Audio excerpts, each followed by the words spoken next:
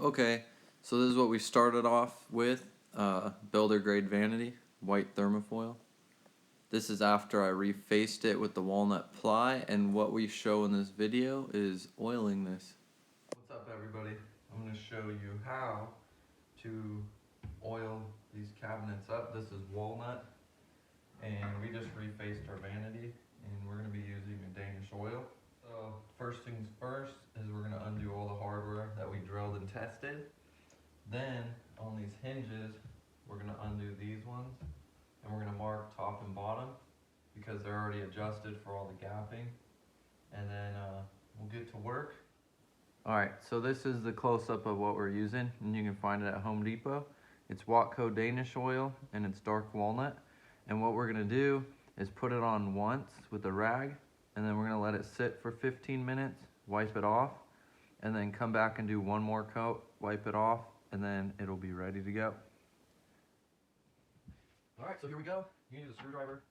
I like to use impact because I do this every day, and it's super easy for me. So be very careful so you don't strip these out. Put these aside right here. Hinges, and screws. Just like that. These are cup hinges, so they're actually two-piece. You need to unclip them, take them out, bottom, top, doors off. We'll take these in the garage and finish those out there so it doesn't smell so bad inside. So yeah, we're going to do this to 1, 2, 3 doors, and then all this will be stained in place. Alright guys, so both sides on here, we're going to mask. Imagine this, I have no tape as a contractor, I ran it.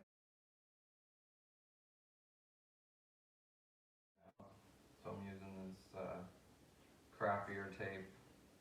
Usually we use Scotch blue tape, but this will do. Alright, so what we're going to do, I got a little Tupperware for my wife. Put that there. I'm gonna pour some oil into here. It smells like crap, so if you don't like the smell or you're super sensitive, I would suggest opening a window or putting a fan on. I'll just deal with it. For me, it doesn't really bug me too much. Alright, so we got sponge, one of the cheapies. We're going to dip it in here and we'll start going to town. We'll just do it. Bring this walnut to life with a little bit of oil.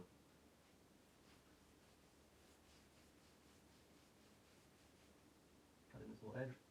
Not too difficult. And for these doors, or drawers, these are false doors up top. So some of you might be wondering why they're not off. It's because when I hit they don't open or anything, so I'm okay with it. We'll cut in this top. Can you help? We'll get her on film in the garage. Put her under pressure. Alright. Looks cool. Okay. Alright. I'm done with that portion, so we'll let it sit for about 15 minutes. I'll come back with one of these rags, and I'll wipe the excess off, kind of buff it, and then we'll be ready for the second coat. So, alright, so it's been about 15 minutes, and we're going to buff this off. I started this section. So I just like to do, it's just a regular rag. I like to buff it in a circular motion, kind of pushing the oil in. And obviously it's going to take some off. Another thing I didn't mention, because I'm used to doing this stuff, is on the inside of here it's white melamine. So if you look, Sam, you want to zoom in on this? You'll see, because I didn't mask this off, because I feel like I'm pretty good. You can see there's like a run right here, but it's melamine, so it'll wipe actually right off. So if you wanted to, right after you actually brush this area, you go back and wipe it. And then another good thing to know is on the melamine, if you get stuff on it, you can use acetone and it'll wipe right off. But on the oil, no big deal, wipes right off.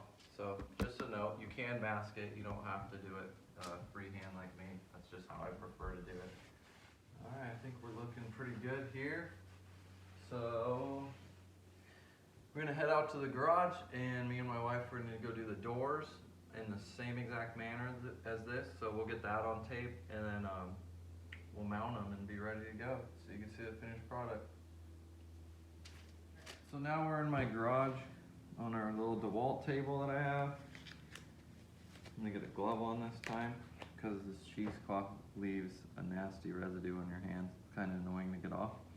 But we're going to do the same thing as inside. So I'm going to cheesecloth these, get them all clean, and then we'll move on to the oil. So the cheeseclothing is done. We're applying the finish. You just got to, really, the only thing you got to do is get enough finish on here to soak in. Don't be scared to over apply. Either way, doesn't matter which grain direction, because in the end you're going to buff it and really push the product in as well. These are the backs. We always do the backs first. We'll finish with the fronts.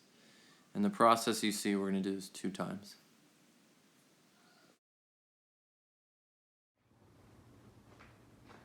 Alright, so it's been about 15 minutes.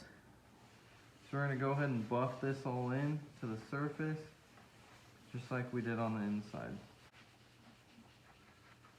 We'll see if the camera can pick up on the difference between one that's been buffed and one that hasn't. What's it look like? Sam, do you see it? The difference between the two? Huh? Yeah, okay. We'll see. We'll dip it in to the oil and we'll tilt it up. You're going to get this edge. And you'll be able to see it's easier to control. So we do it with the rag. It's a little bit better. Alright, so right here we're doing the same process as the back. You're just going to apply it pretty liberally to let it's going to sit, and you want it to soak in to the pores of the wood. And that's how it seals it all up. There's nothing really to it. So you can see us, we're just finishing up right here. And then we're going to let it soak in for 15 minutes before I take a rag, any old rag, it doesn't matter, and buff it off. You can see the big difference right there. And these are the Scotch pads that we use, and it's just to kind of buff the finish a little bit better and make it a little bit smoother. It's dead smooth, don't get me wrong, but this just takes it to the next level as far as just taking any little fur or little debris or anything that might have stuck to it. But this is a pretty forgiving finish, so I mean, once you wipe it down, it doesn't really have too much of anything in it. So good tip right here is the Scotch-Brite pad. It's not going to scratch or do anything.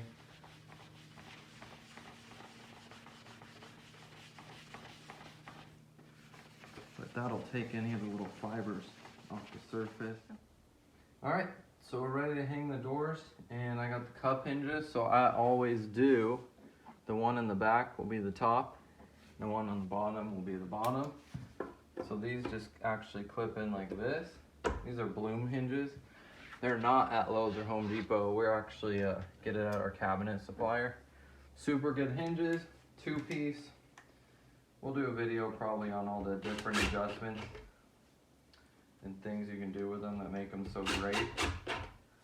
So basically, 2 screws. Let's see if I get my act together here. There we go. And these ones have soft close on them. So what's nice about this, if you want to swing around, Sam, to this side. So you take this hinge, and they're 2-piece hinges. So you get to go just like this, press the back, bottom, done. Soft close.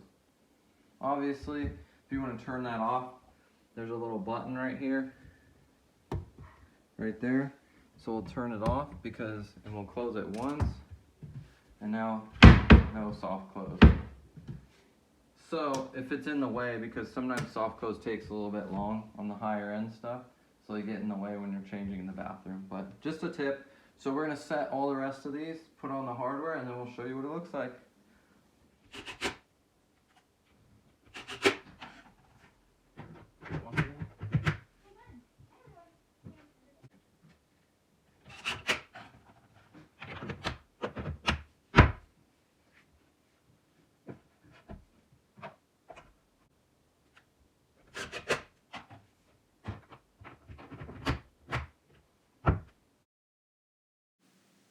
Okay, so the doors are all hung on this thing, and I'm putting on the chrome handles my wife chose from Amazon.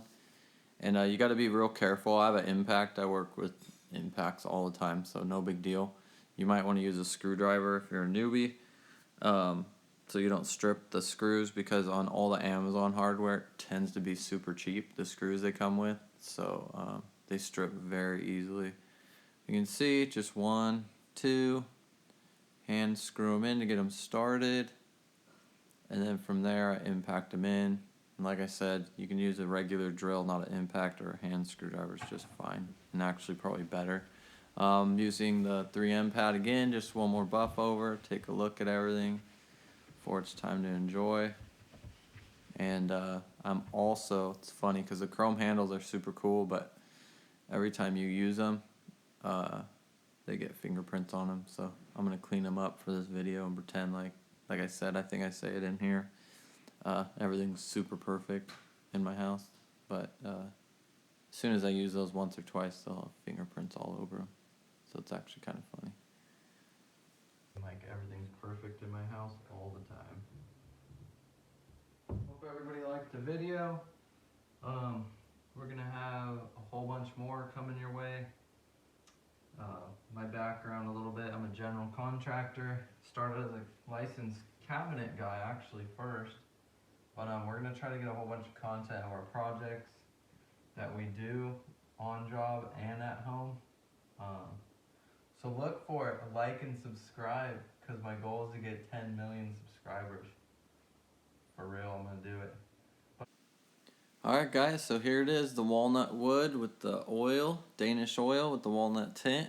I hope you guys enjoyed the video. This is one of our first ones editing, so we're hoping to step our game up and bring you better content and better quality. So like and subscribe for future videos. Thanks.